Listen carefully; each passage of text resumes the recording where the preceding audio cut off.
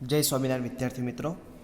હવે નેક્સ્ટ લેક્ચરમાં આપણે લોકોએ વાત કરી હતી કે કન્ડિશન સર્વે કેવી રીતે કરવાનો, કન્ડિશન સર્વેના કયા કયા 4 સ્ટેજ હતા, એ સ્ટેજ વિશે આપણે ડિટેલ ચર્ચા કરી હતી. વિઝ્યુઅલ ઇન્સ્પેક્શન કેવી રીતે કરવું, ઇન્સ્પેક્શન કર્યા પછી રિપોર્ટ કેવી રીતે પ્રિપેર કરવો, આ બધી વસ્તુ આપણે કન્સિડરેશન કરી હતી. હવે મિત્રો આજના લેક્ચરમાં કે જે એક પોર્શન હતો કે આપણે ટેસ્ટ કરવાનો હતો. વિઝ્યુઅલ ઇન્સ્પેક્શન થયા પછી આપણને એમ લાગે છે કે કંઈક ખામી છે, તો આપણે ખામીને નિવારવા માટે આપણે ટેસ્ટિંગ લેબોરેટરીમાં એનો લેબોરેટરી ટેસ્ટ કરતા હતા. હવે અહીંયા લેબોરેટરી ટેસ્ટ ના કરાતા એક અલગ જ ટેસ્ટ એટલે કે નોન ડિસ્ટ્રક્ટિવ ટેસ્ટ. હવે કે સર અત્યાર સુધી આપણે ટેસ્ટ કરતા હતા પણ એમાં નોન ડિસ્ટ્રક્ટિવ ઇવોલ્યુશન એવું તો ક્યાં આવ્યું નહોતું. તો કે પહેલાં તો આપણે સમજવું પડે કે નોન ડિસ્ટ્રક્ટિવ ઇવોલ્યુશન એટલે શું થાય. હું ખાસ એટલે બુકમાંથી ભણાવું છું, મને બી ખબર છે બુકમાંથી હું ભણાવું છું. એની પાછળનું રીઝન છે કેમ કે ઘરે તમારે આ જ વસ્તુ રીડ કરવાની છે. એટલે હું અહીંયા જે પોઈન્ટ તમને કહું છું એ પોઈન્ટને ખાસ તમે જોજો અને આ ક્વેશ્ચન તમારે સાથે સાથે લખવાનો બી છે ફાઇલ પેજમાં. એટલે કે તમને પૂછે what is a non destructive test and its depends and its purpose and which types of test is a list out. એટલે કે એક લિસ્ટ આઉટ કરવાનું છે. આજના લેક્ચરમાં આપણે આ વસ્તુ ડિટેલ શીખવાની છે અને જીટીયુમાં સૌથી વધારે પૂછાતો ક્વેશ્ચન છે. ક્લિયર? એટલે આપણે સમજતા જઈએ. ધ ટર્મ નોન ડિસ્ટ્રક્ટિવ, પહેલાં તો આપણે નોન ડિસ્ટ્રક્ટિવ વિશે સમજીએ. Is used to indicate that it does not impair the intended performance of the structural member been tested. Sorry friend, one call that disturb to you. Okay મિત્રો, non destructive use to indicate that it is does not impair the intended performance of the structure member being tested or investigated. એનો મતલબ એવો થાય છે કે non destructive evolution કેવી વસ્તુ છે કે જે આપણે લોકોએ એક જોવા જઈએ તો એક સરળ ટેસ્ટ છે. આ ટેસ્ટના નમૂનાને તોડવામાં આવતા, આપણે કેવું આ ડિસ્ટ્રક્ટિવ ટેસ્ટ હોય ને એમાં આપણે કોઈ નમૂનાને તોડવામાં આવતા નથી. એટલે કે જે મલ્ટી સ્ટ્રેન્થનું ખરેખર મૂલ્ય આપણને શું મળે, ખરેખર મૂલ્ય મળી જાય. હવે જે નમૂનાને આપણે તોડીએ અને તોડીને પછી આપણે એનું ટેસ્ટ કરીએ તો આપણને ખરેખર મૂલ્ય આપણે જેનું સ્ટ્રેન્થ છે આપણે પ્રોપર સ્ટ્રેન્થ મળે ને, કેમ કે એને તમે ડિસ્ટર્બ કરી દીધું. પણ આપણે ઓન સિચ્યુ ઉપર જઈને એના ટેસ્ટ કરીએ તો આપણને જે રિયલી સ્ટ્રેન્થ છે એનો આપણને ખ્યાલ આવે અને એ વસ્તુને આપણને ટેસ્ટેડ કરીને આપણે જે આગળ રિપેર સ્ટ્રેટેજીમાં આપણે જે રિપેર કરવું પડે એ વસ્તુ આપણે કરી શકીએ. તો non destructive is use to indicate that does not impair the intended performance of the structure member being tested or investigated. Depends upon the purpose of test, કે આ ટેસ્ટ કરવાનો પર્પસ, કોઈ બી વસ્તુ હોય હવે એ વસ્તુનો આપણે ઉપયોગ કરીને આપણને ફાયદો થતો હોય તો જ આપણે ઉપયોગ કરીએ ને. હવે આપણે પાસે કોઈ વસ્તુ પેન છે તો 2 વાળી પેન અને 100 વાળી પેન, તો કે કંઈક ફાયદો થતો હોય તો જ આપણે 100 વાળી પેન વાપરીએ. નકર આપણે 2 વાળી પેનથી કામ પતતું હોય તો આપણે 2 વાળી પેન જ યુઝ કરીએ. ક્લિયર થાય છે? તો આપણે જે ટેસ્ટ કરીએ છીએ તો એ ટેસ્ટનો કંઈક પર્પસ તો હશે. તો the non destructive test depends on purpose. There are 5 in categories is divided. તો in situ concrete strength, chemical attack, corrosion activity, fire damage and structural integrity and soundness. Total આ 5 ભાગમાં એના શું કરવામાં આવે, ડિવાઈડ કરવામાં આવે. ખાસ યાદ રાખજો મિત્રો, in situ concrete strength, chemical attack, corrosion activity, fire damage and structural integrity.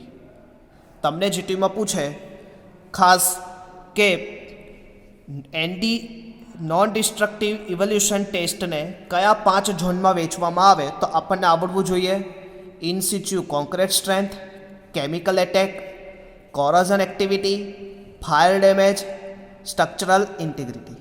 યાદ રહેશે? In situ concrete strength, chemical attack, corrosion activity, fire damage and structural integrity. યાદ રહેશે? હવે મિત્રો એમાંથી આપણે એક એક કરીને કે ઇન સિચ્યુ કોન્ક્રીટ સ્ટ્રેન્થ એમાં કયા ટેસ્ટ આવે, કેમિકલ એટેક દ્વારા, તો કેમિકલ એટેકને પહોંચી વળવા માટે આપણે કયા ટેસ્ટ કરવા પડે, કોરોઝન એક્ટિવિટી રોકવા માટે આપણે કયા ટેસ્ટ અથવા જાણવા માટે આપણે કયા ટેસ્ટ કરવા પડશે, ફાયર ડેમેજ થયું છે તો ફાયર ડેમેજને જાણવા માટે આપણે કયા ટેસ્ટ કરવા પડશે, અને સ્ટ્રક્ચરલ ઇન્ટિગ્રિટી એટલે કે સાઉન્ડનેસ, કોન્ક્રીટની સ્ટ્રેન્થ નક્કી કરવા, એટલે કે એમાં કેટલું ડિફોર્મેશન થયું છે ડિફાઇન કરવા માટે મારે કયો ટેસ્ટ કરવો પડશે? Structural integrity. એ ફાઇન કરવા માટે કયા ટેસ્ટ કરવા પડશે તો એની વિશે આપણે ડિટેલ કરીએ. મિત્રો હવે તમારે અહીંયાથી આ 5 ઝોનને શું કરવાનું છે? તમારે એક પેજમાં લેવાનું, તમારે લોકોએ મને આજે બનાવીને આપવાનું છે અને આ નોટ્સમાં બી બનાવવા જો એઝ વેલ એઝ તમારે લોકોએ આ ફાઇલમાં બી બનાવવાનું છે. ઓકે, તો પહેલાં તો અહીંયા લખો તમે નોન ડિસ્ટ્રક્ટિવ ઇવોલ્યુશન ટેસ્ટ. એના 5 ઝોન કરો: in situ, chemical attack, corrosion reinforcement, and fire damage, and structural integrity. એવી રીતે 5 ઝોનમાં તમે ડિફાઇન કરો.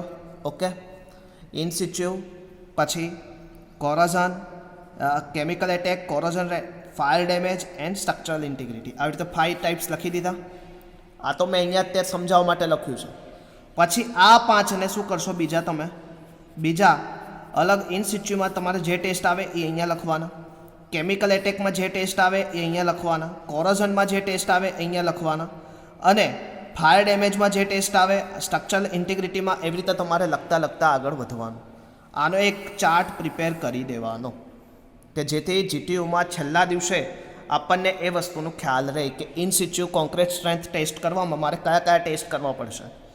કેમિકલ એટેક પૂછે તો કેમિકલ એટેકમાં મારે કયા ટેસ્ટ આવશે, કોરોઝન એક્ટિવિટીમાં કયા ટેસ્ટ આવશે, ફાયર ડેમેજમાં which types of test can be conducted, and structural integrity and soundness which types of test can be used as well as to repair સ્ટ્રેટર્જીમાં શું થાય? હેલ્પલેસ પ્રોવાઈડ કરે કે which strategies can be done in this perfectly particular phenomena. Clear that? The structural integrity, fire damage, corrosion, chemical and in situ concrete strength. Okay મિત્રો, હવે આપણે વાત કરવી છે first of all in situ concrete strength. Okay, in situ concrete strength હમણાં જ વાત કરી ઝોન 1. હવે તમારે આ બધી વસ્તુ અત્યારે કોઈ જ સાંભળવાની નથી. આ બધી વસ્તુ તમારી બુકમાં આપેલી છે, એનાથી તમને નથી આવડતું તો અત્યારે કોઈ જ ટેન્શન લેવાનું નથી. હું જ તમને કહું છું, એટલે જોઈને ગભરાવાનું નહીં કોઈ દિવસ બુકમાં. હું પાછળથી આપણે શીખીએ છીએ પણ અત્યારે કોઈ વસ્તુ શીખવી નથી. ઇન સિચ્યુ કોન્ક્રીટ સ્ટ્રેન્થમાં કયા ટેસ્ટ આવશે? Rebound hammer test, ultrasonic pulse velocity, Windsor probe. હવે પુલ આઉટ ટેસ્ટ લખવાનું, પુલ આઉટ ટેસ્ટ, પછી કોર કટર ટેસ્ટ. હવે લેબ ટેસ્ટિંગ ઓફ કોર્સ નહીં લખો તો ચાલશે કેમ કે ઉપર ઓલરેડી કોર કટિંગ ટેસ્ટ તમે લખી લીધું, અને લાસ્ટ લોડ ટેસ્ટ. તો ટોટલ ઇન સિચ્યુ કોન્ક્રીટ સ્ટ્રેન્થમાં તમારા કેટલા ટેસ્ટ આવશે? તો યાદ રાખવા પડશે: rebound hammer test, ultrasonic pulse velocity test, Windsor probe test, CAPO pull out test, core cutter test અને લોડ ટેસ્ટ. ઓકે, હવે સાથે સાથે સમજાવી દો કે સર આ રિબન હેમર ટેસ્ટ એનાથી મને શું મળશે? તો કોઈ જ વસ્તુ નહીં. રિબન હેમર ટેસ્ટથી measure the surface hardness of concrete. Rebound hammer ટેસ્ટથી તમે શું કરી શકશો? Measure the surface hardness of concrete. સરફેસની હાર્ડનેસ મેઝર કરવા માટે તમે યુઝ કરી શકો. ક્લિયર? સમજાય છે મિત્રો? ઓકે, પછી ultrasonic pulse velocity test. Ultrasonic pulse velocity test શેની માટે થાય? તો measurement of ultrasonic pulse velocity કોની વચ્ચે? તો કે કોન્ક્રીટના એક બીમ હોય કે કોન્ક્રીટનો કોઈ કોલમ હોય એની વચ્ચે તમે અલ્ટ્રાસોનિક પલ્સ વેલોસિટીથી આ મેઝર કરી શકો. જ્યારે તમે કોલેજમાં આવશો અથવા તો આપણે એક લેબ સેશન દ્વારા તમને આનું પ્રેક્ટિકલ હું અલ્ટ્રાસોનિક પલ્સ વેલોસિટીનું શીખવાડીશ. Windsor probe test assessment of nearer surface strength of concrete. Assessment check કરવું of nearer surface strength of concrete. સરફેસની સ્ટ્રેન્થ ઉપર એની કોન્ક્રીટનું સ્ટ્રેન્થ ચેક કરવા માટે assessment of nearer surface strength of concrete માટે તમે વિન્ઝોર પ્રોપ ટેસ્ટ યુઝ કરી શકો મિત્રો. પછી કોપો પુલ આઉટ ટેસ્ટ એટલે કે સેમ ટુ પુલ આઉટ ટેસ્ટમાં તમે સરફેસ સ્ટ્રેન્થ ઓફ કોન્ક્રીટ તમે ફાઇન્ડ કરી શકો. હવે કોર કટિંગ ટેસ્ટમાં શું થાય મિત્રો? ખાસ એક વસ્તુ યાદ રાખો, કોર કટિંગ ટેસ્ટ આમ તો શું થાય? ઇન સિચ્યુ ટેસ્ટ તો કહેવાય પણ તમારે શું કરવું પડે? સેમ્પલને ડિસ્ટર્બ કરવું પડે. એટલે કોઈ કટિંગ કોરમાંથી તમારે કોર કટિંગ કરવું પડે અને આ કોર કટિંગ કરીને તમારે લેબમાં જઈને એની સ્ટ્રેન્થ, ડેન્સિટી, ટેક્સચર અને પરમિએબિલિટી એવી તમે મેઝર કરી શકો. તે core cutting test and that last is load test. Load test એટલે કે assessing the load carrying capacity. Load ટેસ્ટમાં કે જે તે બીમની લોડ કેરિંગ કેપેસિટી કેટલી છે એ તમે capacity within a limit of elastic deformation. Within elastic deformation. Elastic deformation એટલે કે ક્યાં સુધી? તો કે હુક્સ લો પ્રોબેબલ થાય ત્યાં સુધી. વિથિન અ ઇલાસ્ટિક લિમિટ એટલે કે ઇલાસ્ટિક લિમિટ એટલે કે વિથિન અ પ્રપોઝનાલિટી લિમિટ સુધી તમે એનું load ટેસ્ટનું assessing load carrying capacity કરી શકો વિથિન કેવા? Elastic deformation. ઓકે, આ ઇલાસ્ટિક ડિફોર્મેશન તમે ઓલરેડી એક ચેપ્ટરમાં ભણીને આવ્યા છો, સ્ટ્રક્ચરલ મેકેનિક્સમાં. યાદ છે એ ચેપ્ટરનું નામ શું હતું? ભણીને આવ્યા છો સ્ટ્રેન એનર્જી. સ્ટ્રેન એનર્જી ભણ્યા હતા તમે? Just minute.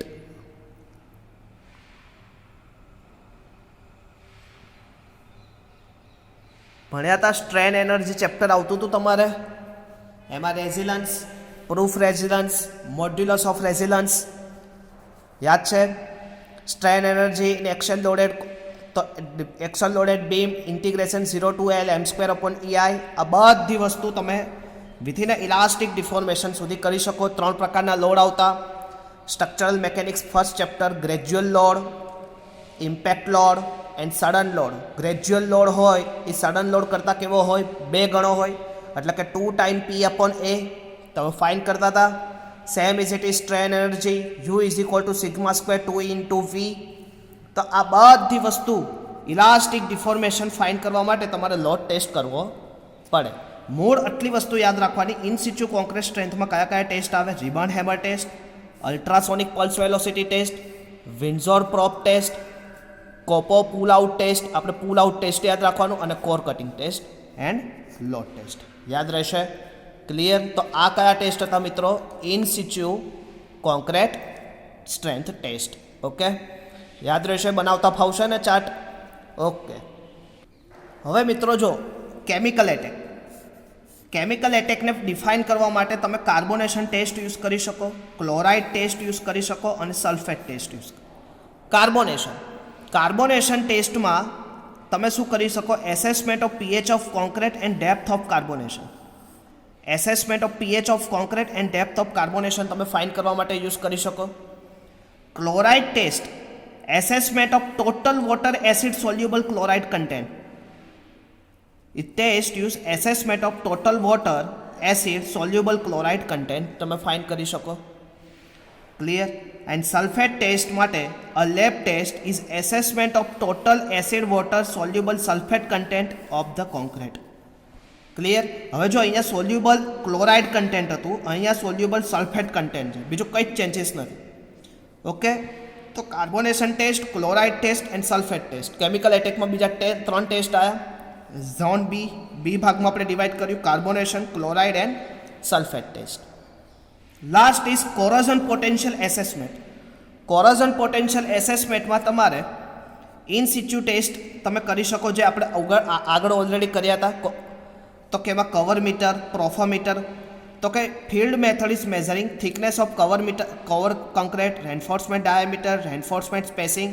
આ બધું તમે કવર મીટર અને પ્રોફોમીટર મેઝરમેન્ટ દ્વારા તમે ફાઇન કરી શકો. Half cell method, half cell potentiometer. Half cell method દ્વારા field method measuring the plotting corrosion potential for assessing probability of corrosion. હવે તમને જીપીએસસીનો ક્વેશ્ચન પૂછાયેલો કે કયા ટેસ્ટ દ્વારા તમે રેન્ફોર્સમેન્ટનું કોરોઝન મેઝર કરી શકો. તો નીચે 4-5 ટેસ્ટ લખેલા હતા. Rebound hammer test, ultrasonic pulse velocity test, core cutting test અને half cell potentiometer method.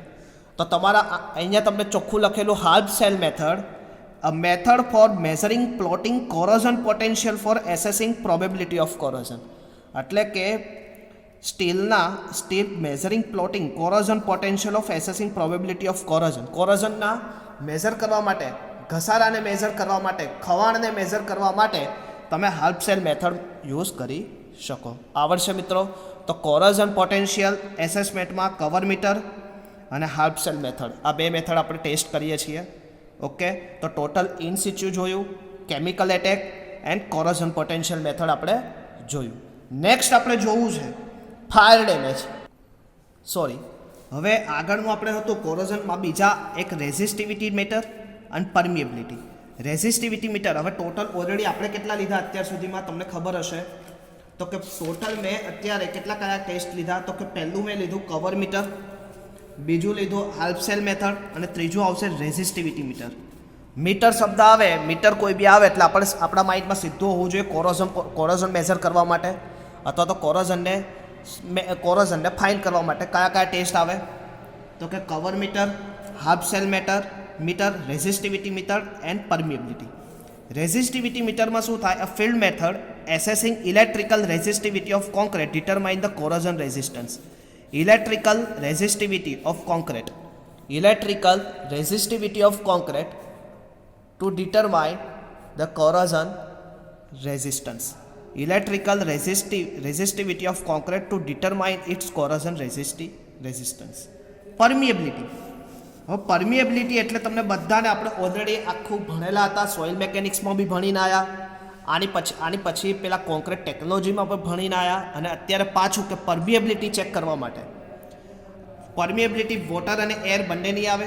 The field and lab method assessment in situ permeability of concrete due to water and air. પાણી અને હવા દ્વારા permeability due to water, permeability due to air તમે measure કરી શકો. એના દ્વારા તમને ફાઇન થાય કે કોરોઝન કેટલું છે, કઈ રીતનું છે, એની પેટર્ન કઈ છે. ક્લિયર, યાદ રહેશે. હવે નેક્સ્ટ આપણે જોઈએ ફાયર ડેમેજ મેથડ. આ જ સિક્વન્સમાં ફાયર ડેમેજ મેથડમાં તમારી પાસે ટોટલ 3 ટેસ્ટ છે. Thermogravimetric analysis TGA, thermogravimetric analysis, differential thermal analysis અને એક્સરે ડિફ્રેક્શન. સૌથી વધારે આપણે અત્યારે આ યુઝ કરીએ છીએ, એક્સરે ડિફ્રેક્શન. થર્મોગ્રેવિમેટ્રિક એનાલિસિસમાં assessment of temperature range of which concrete was subjected. Assessment of temperature રેન્જને એસેસ કરવા માટે. Differential thermal analysis, assessment of qualitative and quantitative composition of sample of concrete, and X-ray diffraction to determine the extent of deterioration in concrete subjected to fire. કે કેટલું damage થયું છે fire દ્વારા એનું તમને એક્સરે ડિફ્રેક્શન દ્વારા એનું measure થઈ શકે. ક્લિયર, તો આ કયા ટેસ્ટ હતા, fire damage assessment. Okay, and last is structural integrity test. હવે સ્ટ્રક્ચરલ ઇન્ટિગ્રિટી ટેસ્ટમાં તમારા ટોટલ કયા ટેસ્ટ આવશે, ultrasonic pulse velocity method. Ultrasonic pulse velocity method સૌથી most time structural integrity, a field method to determine of discontinuity, cracks and depth of crack. કે crack કેટલી છે, ડિસકન્ટિન્યુટી કેટલી છે મેઝર કરવા માટે. બીજી આવે radiography for taking photograph showing detail inside the concrete member where other NDE method are not suitable. કે જ્યાં બીજી કોઈ મેથડ સુટેબલ ના થતી હોય ત્યારે તમે રેડિયોગ્રાફી મેથડ કરી શકો. Impact echo test, a field laboratory test method to defect hidden damage of extent. કે જે છુપું ડેમેજ કે તમે નરી આંખે ના જોઈ શકો પણ ઇમ્પેક્ટ ઇકો ટેસ્ટ દ્વારા તમે એને ફાઇન કરી શકો. તો મિત્રો આ ટોટલ આપણે 5 ઝોનમાં ડિવાઈડ કર્યા. તો કયા ડિવાઈડ કર્યા, ઇન સિચ્યુ કોન્ક્રીટ સ્ટ્રેન્થ, તો એમાં આપણે કયા ટેસ્ટ લીધા, rebound hammer, ultrasonic pulse velocity, Windsor probe, pull out test, core cutting and load test. Chemical એટેકમાં આપણે લીધું carbonation, chloride and sulphate.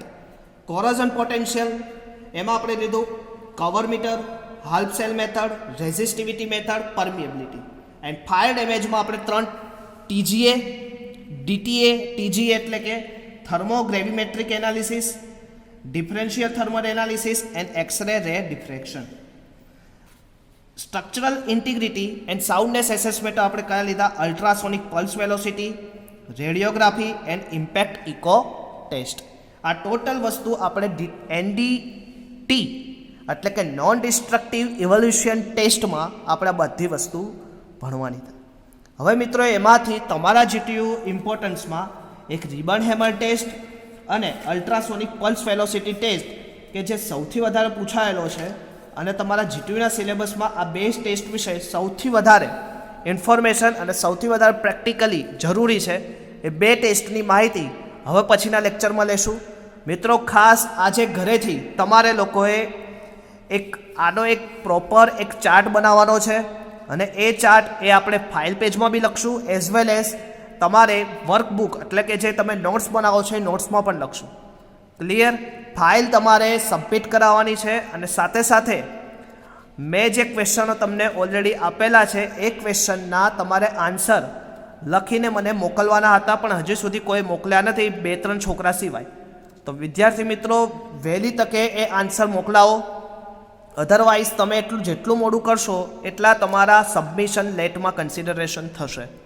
Clear that? તો નેક્સ્ટ ટાઈમ આપણે MRSમાં રિબન હેમર ટેસ્ટ અને અલ્ટ્રાસોનિક પલ્સ વેલોસિટી ટેસ્ટ વિશે detail ચર્ચા કરશું. ત્યાં સુધી મિત્રો જય સ્વામિનારાયણ.